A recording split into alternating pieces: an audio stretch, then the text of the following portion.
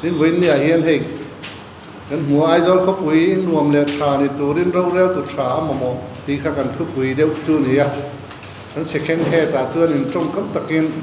ran hul khuak hirna dan en non ani ang ti kha kan don ngai poi mo lai ni press conference ai subject rong rong tu kan soi vek ngai thei don no wa ron ken deuh big kha kan han nei ani ti kha kan soi duwa kun ma lo ka ai zol kho pui en kol tu MC kan in thlang do na tu tiang ta na kai buat sai na chu ni a voin dia party Congress MPCC angin press conference kan an nei dia ke hi rosiam heta kan ya secretary MPCC ani ten kabultia kading lama mi hi pulal than puyak pol khol spring ani ya ani hi VC le local council a tram nga thingtoni chuan Zembok not lama vice president YMA ate ania tin puiting Sunday school zirtir tu secretary te ponia tin achak le mi hi kubi thamzora ani ward number 10 puthan puya kha ward number 7 ania puthang zona kha ward number 10 ania puthang zona hi kum som ni pariat ani khan LC member a thang tling to ni chuang khom mai kum som ni pariat ke hi ka in ti record bia ba ma se ke ai lo na no pong ani ni kwa kan in ka tlinga ani hi di riat ani ti chuan sang ni som paru ka tanga sang ni som ni kha what committee secretary na lo thok to boka tin bial KTP ate leader ni in branch KTP ate obi positive chel kim deu vek to ni chuan heta sang der hi pu walal vela ania mission bank thang ani kha ward number som pali ania ani poi branch executive committee member te section OB te ani mission bank thang ko san KTP branch assistant leader assistant secretary post kha chel kim deu vek to ni chu romon na ma ko ni ya BLKGP committee member te ni ya tin ko pula mi hi pu al rin zo sang dia na ani ya press meet te phejo rin chian bia ko ringa pu al feta una pa khani apa tang to in media laman ni ya ani hi an ward number som pathum na ading do na chuan tuna hian chairman Mizo Film Forum ani ya ta chuan chairman ani ya tin vice president dor pui Venthal cultural club ani meka tin ro pui takhi ni ka khia pui ting Sunday school superintendent ani bokani mase salvesona anoma ani hi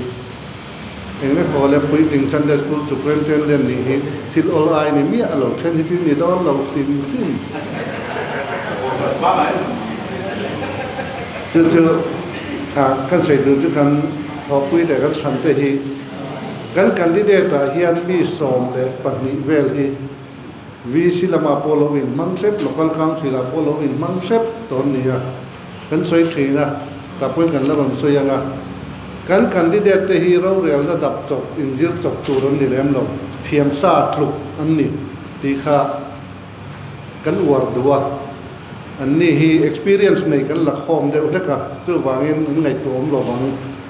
mel tha emo fashion la mo kan ti lem lo ro rel na ju ai zom lu tuk lo ni chu wangin ai zol kho pui kan kol tu kan sang do na then khat la hi brigade fi la in tual huak tum li ong fa khan le mele la ZPM te an lo in chau to na ma se hain chau tak taka hun man dar en khat an lo in hong bi deu vel mai lo ni an hun pel so khan lo in ruat thiam e ma ya ke wa chau tak lo ni ang te po kan ti dewa ma se khat yang mai ya pu satura ka ngai lem lo wa ngai jol kho pui an kol tura ngai tu na film ma ro rel tu than na kan ngai ya chu tiang tu chuan vote thak turin Congress party chuan ai zol mi pui te kan som tak meu ani kan point pakat na khan municipal he mani rowin kan ti thina ai rel da na chu sarkarin subject apeka hian ama in thu anaya ro rel ni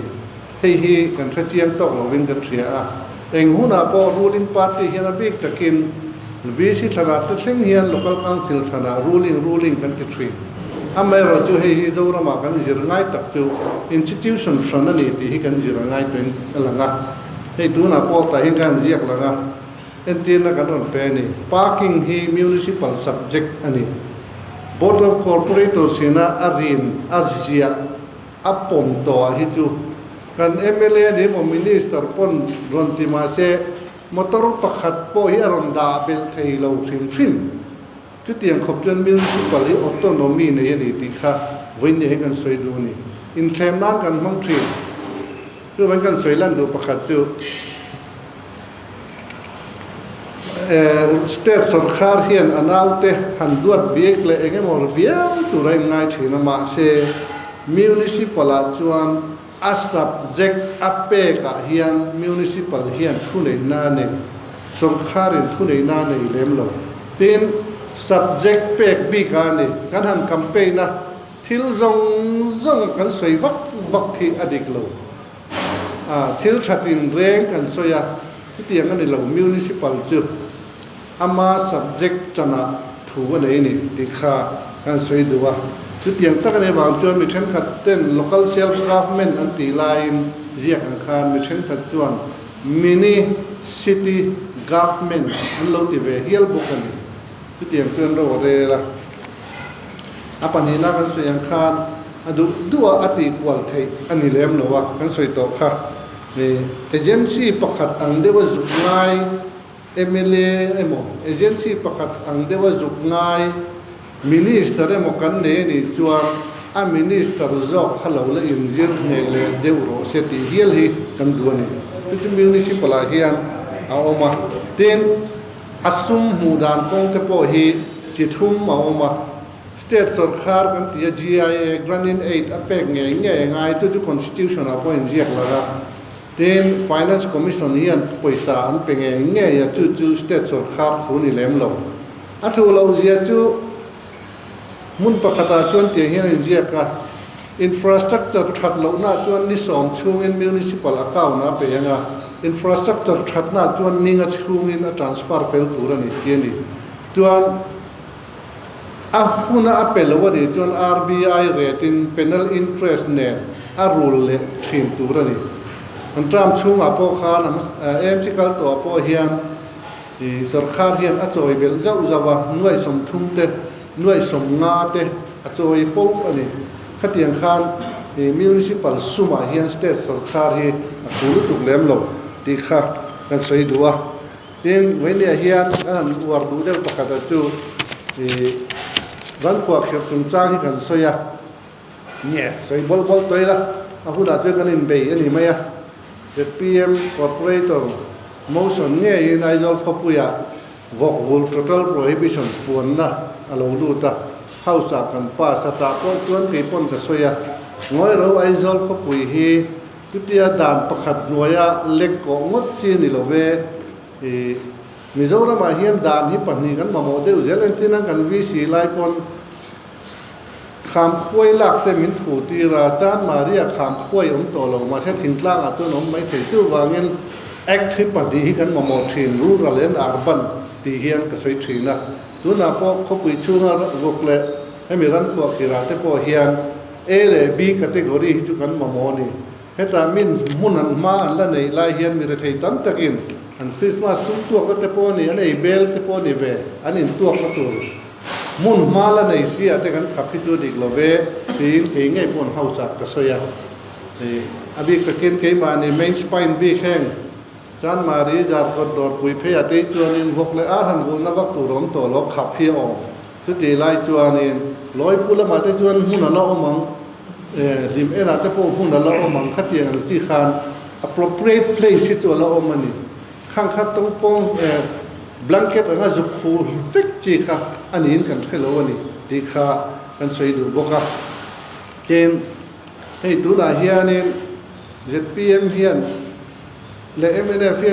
intellectual property corruption theng hian practice amoni o katia corruption hi tam taka oma sumpai mai ani lo intellectual property theng kai ruk sakta em ni ti mai turin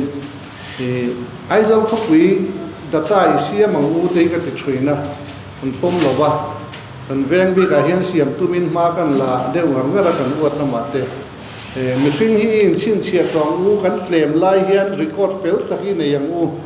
thei se chu kan biometric nen lam hian da thaila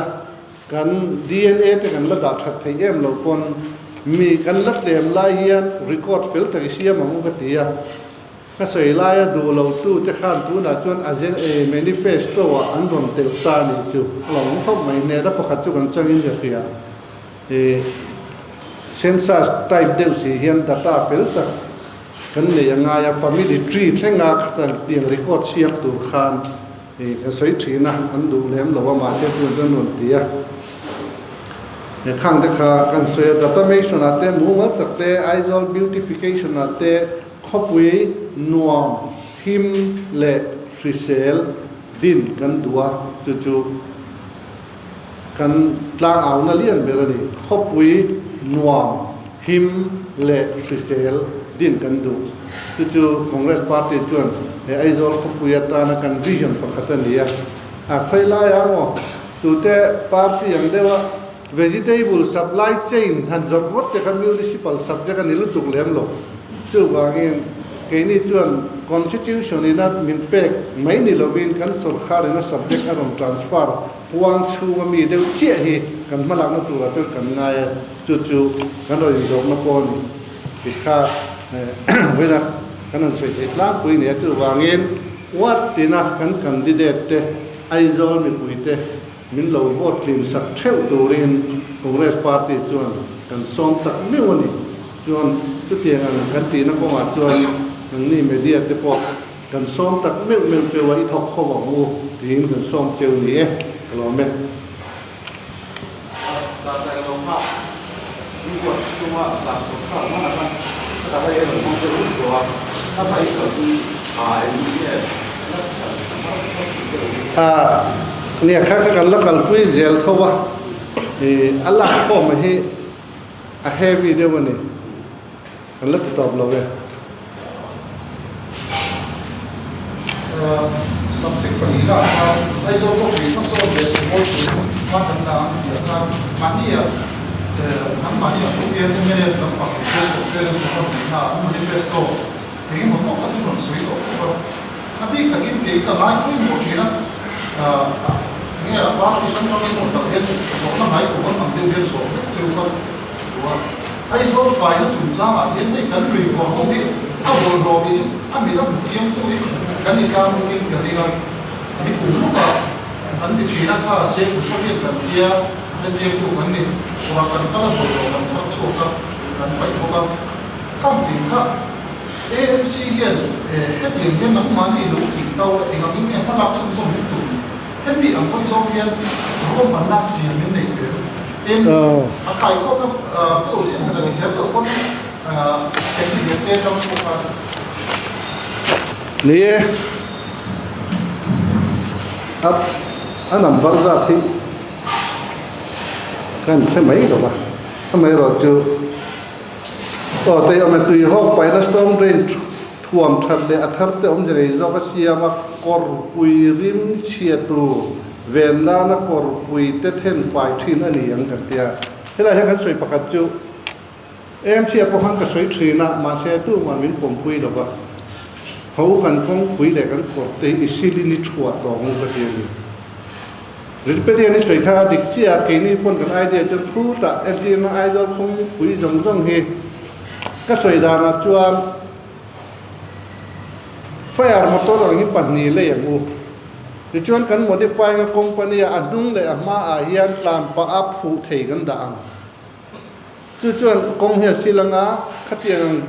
อัพไฟอาร์มอเตอร์อย่างข้าขอนะเฮียนกอร์ที่กันทั่วไฟดอนเนี่ยเอ็นที่นั้นจิตเตลมา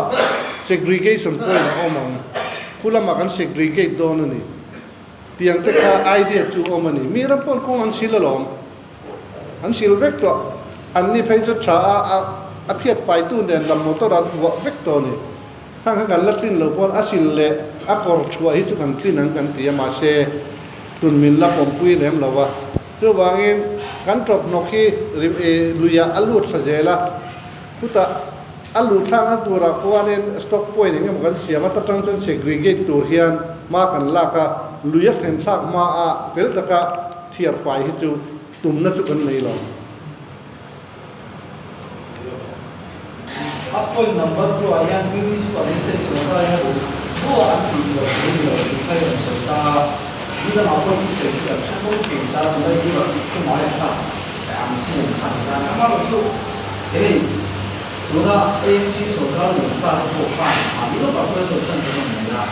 an ho to de ta ko so state so ka ri ha ko ta ke ko ai so se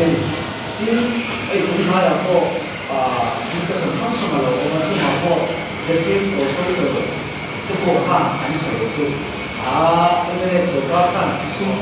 left 手主张嘛或很多说可以的话民主党很的边department minister 上很多的说呀并不是给了啦就是他们就个后面都有对的就是他们就上面的不容易的你看中更的东西是这样อันนี้เราจะเทียบปุ๋ยเนี่ยเราเสียดีไล่ใช่ไหมถูกแล้วแค่เราเอาเนี่ยเราคุยกับความรู้ดีนี่ถึงมันเราเอาเลยว่าต้องมาที่เรามาสุขภาพเราคุยเราเรื่องตัวการช่วยเสียสุขภาพเนี่ยสุขภาพเราอาศัยได้ไม่ได้สุขภาพเราเป็นสมบูรณ์เราเป็นตัวนี่ยิ่งสู้ opposition ใส่ถุงผมถ้าเราใส่ไม่ดีเราโม่นี่เราเว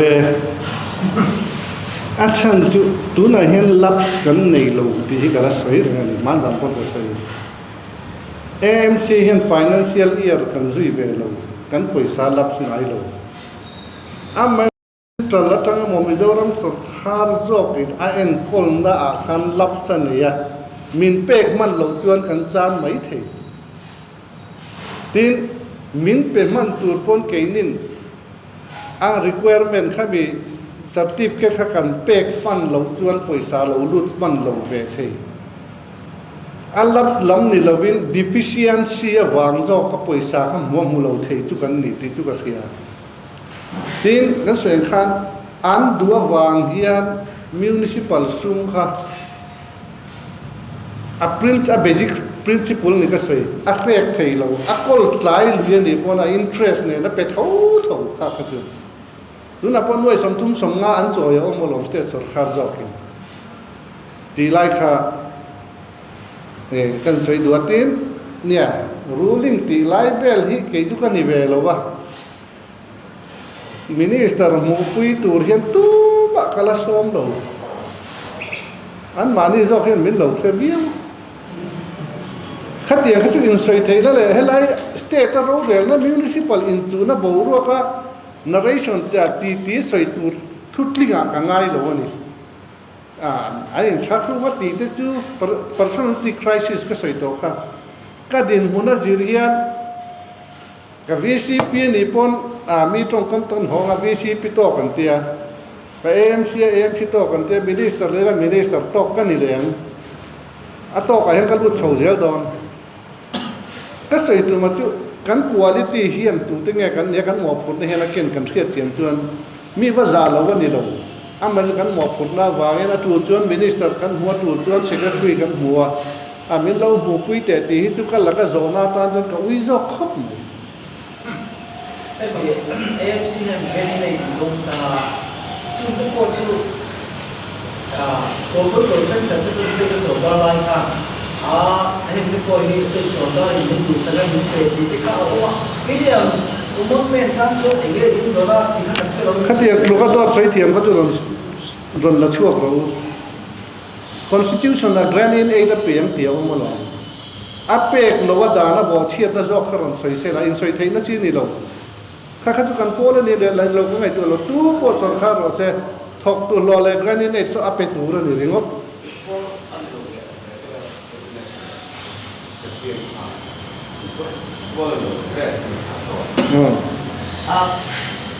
special car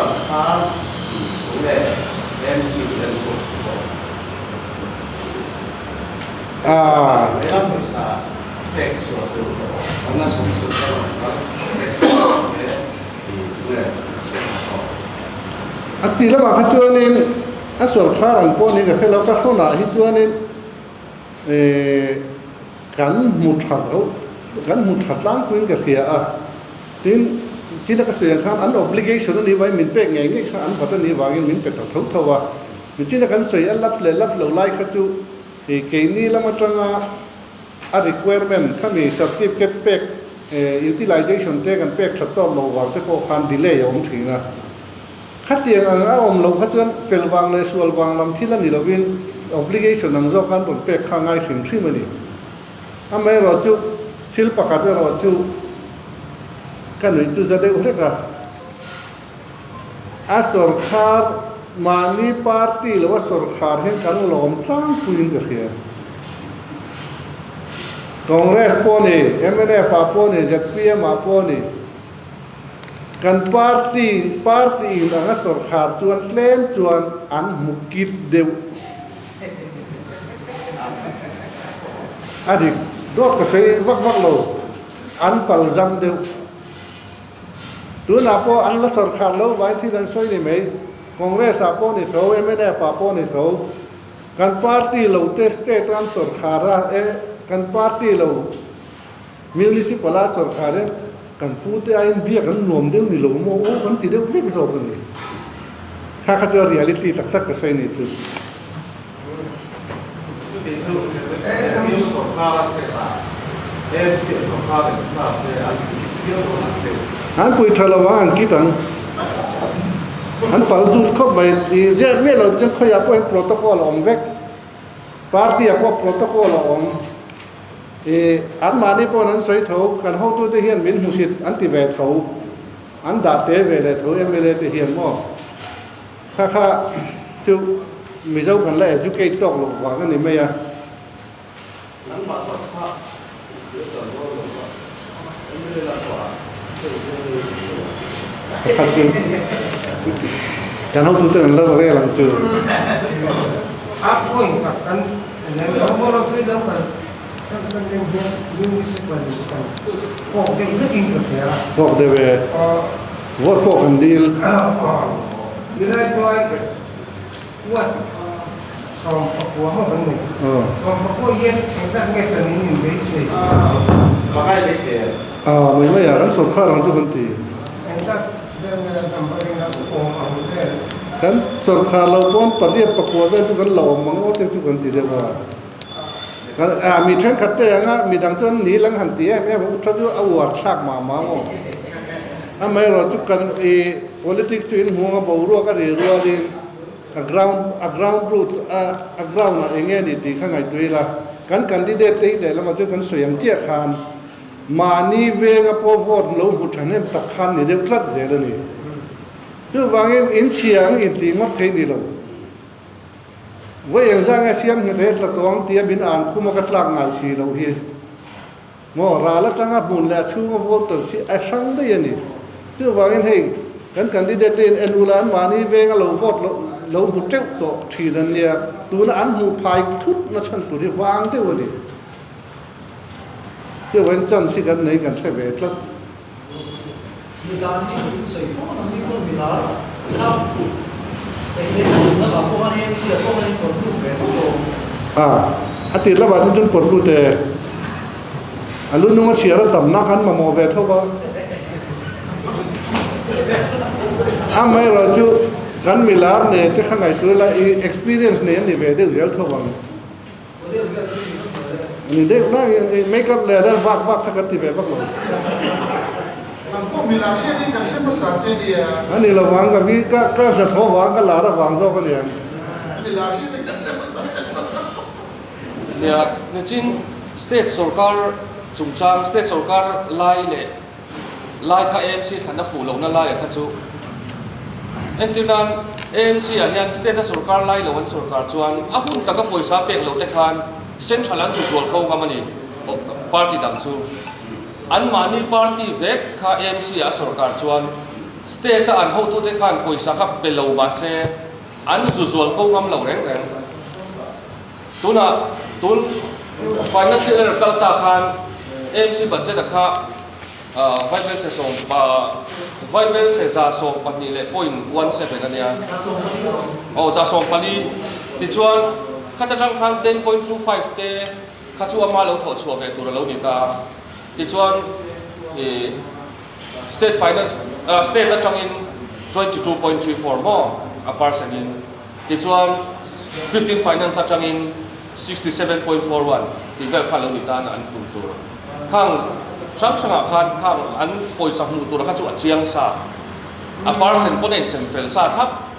ช่วงช่วงข้าชัวอันหมู่ไงเนี่ย opposition Congress พวกสการีละกันหมู่ไงเนี่ยก่อนก็ไอ้คัดเลือกดีกว่าเรื่องผู้เชี่ยวชาญก็มีสภาละกันดูเรื่องรายจุดเรื่อง AMC อาจจะเป็นคอร์ปอเรทตัวละแต่การเสนอส่งตัวคนนี้ส่วนที่เราเนี่ยตัว experience เราเนี่ยตัวเขามีการเดินทางAMC ส่งการเนี่ยมิโดนสเตทส่งการมีพรรคประคัตส่งการเรื่องเงี้ยเขาส่งไปยังไง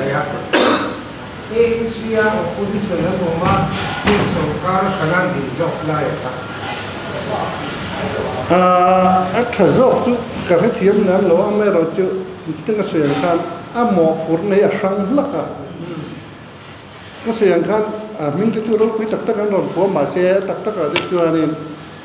ก็เสียงคันสเตตัสสำคัญเลยมิวนิซิปัลค่าอินซอมได้ฮิตเลยมันนี่ building regulation อะเตะมั่วบอลโนปยาเตปาร์กิ้งอาเต